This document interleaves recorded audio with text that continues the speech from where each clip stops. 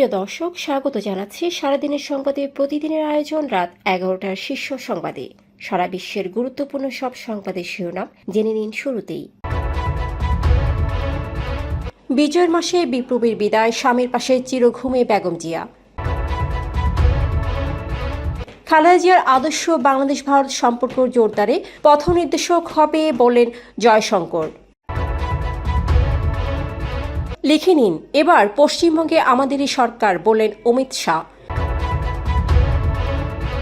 সংশোধিত বিপিএল এর সূচি প্রকাশ, চট্টগ্রামে নেই কোনো ম্যাচ। শিক্ষা প্রতিষ্ঠান, হাসপাতালের আশপাশে সিগারেট বিক্রি করলে জরিমানা। তারেক রহমানকে চিঠি দিয়েছেন নরেন্দ্র মোদী। অন্যদিকে শি পুতিনের নববর্ষের শুভেচ্ছা বিনিময়।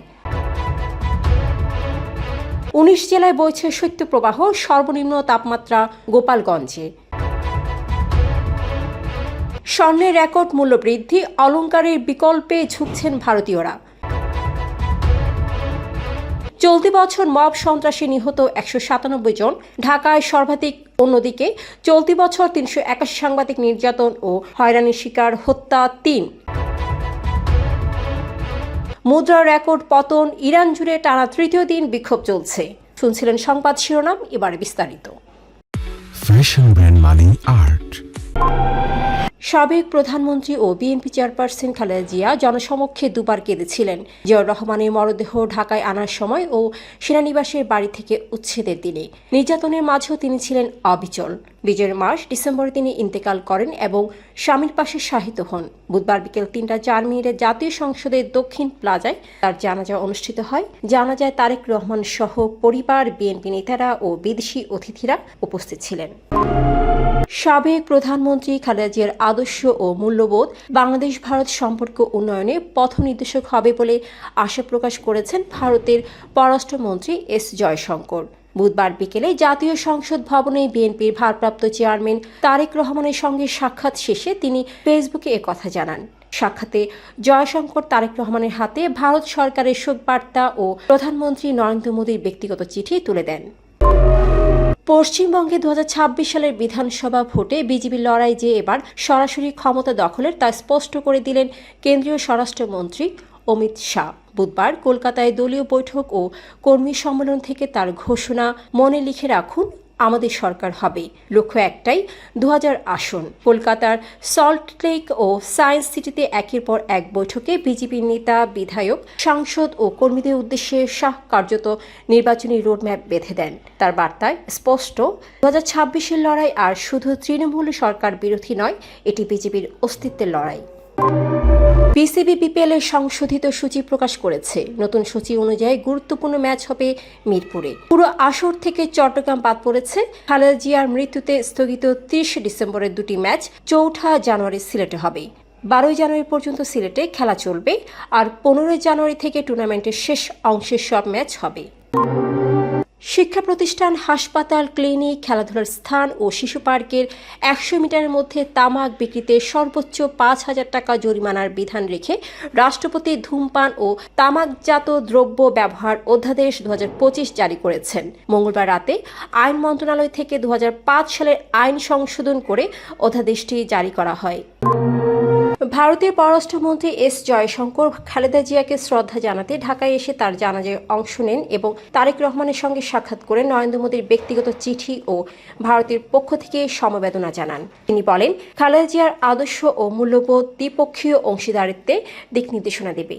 অন্যদিকে বুধবার নববর্ষ উপলক্ষে শুভেচ্ছা বিনিময় করেন চীনের প্রেসিডেন্ট শি জিনপিং ও রাশিয়ার প্রেসিডেন্ট ভ্লাদিমির পুতিন। শি বলেন, 2025 সাল চীন রাশিয়া কৌশলগত অংশীদারত্বে গুরুত্বপূর্ণ অগ্রগতির বছর। শীতের তীব্রতায় কাঁপছে দেশবাসী। বুধবার 19 জেলার উপর দিয়ে শৈত্যপ্রবাহ বইছে। ঢাকাসহ কিছু এলাকায় সূর্য ওঠায় তাপমাত্রা কম থাকলেও শীত কিছুটা কম অনুভূত হচ্ছে। সর্বনিম্ন ও সর্বোচ্চ তাপমাত্রার ব্যবধান মাত্র 2 থেকে 3 ডিগ্রি সেলসিয়াস হওয়ায় শীত তীব্র মনে হচ্ছে। আজ দেশের সর্বনিম্ন তাপমাত্রা রেকর্ড হয়েছে গোপালগঞ্জে 7.5 ডিগ্রি সেলসিয়াস। চলমান এই আবহাওয়া কয়েকদিন অব্যাহত থাকতে পারে। চলতি বছর স্বর্ণের রেকর্ড মূল্য বৃদ্ধির কারণে ভারতের ক্রেতারা অলংকারের বদলে ছোট মুদ্রা ও স্বর্ণবার কিনতে শুরু করেছেন। মুম্বাইয়ের প্রাচী কদমের মতো বহু গৃহিণী উৎসবে গয়নার বদলে কম ওজনের মুদ্রা কেনার চেষ্টা করছেন, কারণ গড়ানোর অতিরিক্ত খরচ 15% যুক্তিযুক্ত নয়। দাম বৃদ্ধির কারণে 46 বছরের সর্বোচ্চ বার্ষিক প্রবৃদ্ধি দেখা গেছে। 2025 সালে মব সন্ত্রাসে কমপক্ষে 197 জন নিহত হয়েছেন, ঢাকায় সর্বাধিক। অন্তর্বর্তী সরকারের সময় 293 জন নাগরিক মব সন্ত্রাসে মারা গেছেন। নারী, পুরুষ, ধর্মীয় সংখ্যালঘু, মুক্তিযোদ্ধা ও বাউল সম্প্রদায় সহ অনেককে হেনস্থা, মারধর ও জুতার মালা পরানো হয়েছে। অন্যদিকে এবছর 381 সাংবাদিক নির্যাতন ও হয়রানির শিকার হয়েছেন, 23 জন আইন শৃঙ্খলা বাহিনী নির্যাতন, 20 জন প্রাণনাশের হুমকি, 123 জন মামলা, 128 জন সরাসরি হামলার শিকার, 3 জন হত্যা এবং 4 জনের রহস্যজনক মরদেহ উদ্ধার হয়েছে। এসব তথ্য প্রকাশ করেছে আইন ও সালিশ কেন্দ্র। ইরানে মুদ্রার অবমূল্যায়ন ও মূল্যস্ফীতি নিয়ে বিক্ষোভ ও ধর্মঘট টানা তৃতীয় দিন চলছে। তেহরান থেকে শুরু হয়ে দেশ জুড়ে ছড়িয়েছে। 28 ডিসেম্বর রিয়াল মার্কিন ডলারের বিপরীতে সর্বনিম্নে নেমে বিক্ষোভের সূত্রপাত হয়। সরকার বিক্ষোভ স্বীকার করে ধৈর্যের সঙ্গে শুনবে এবং প্রেসিডেন্ট মাসুদ পেজেশকিয়ান স্বরাষ্ট্রমন্ত্রীকে আলোচনার নির্দেশ দিয়েছেন। দর্শক, এতক্ষণ আমাদের সাথে থাকার জন্য ধন্যবাদ। প্রতি মুহূর্তে দেশ বিদেশের গুরুত্বপূর্ণ সব সংবাদ জানতে ভিজিট করুন www.সারাদিনেরসংবাদ.com ও চোখ রাখুন সারাদিনের সংবাদের অফিসিয়াল ফেসবুক পেজে। Fashion brand money art.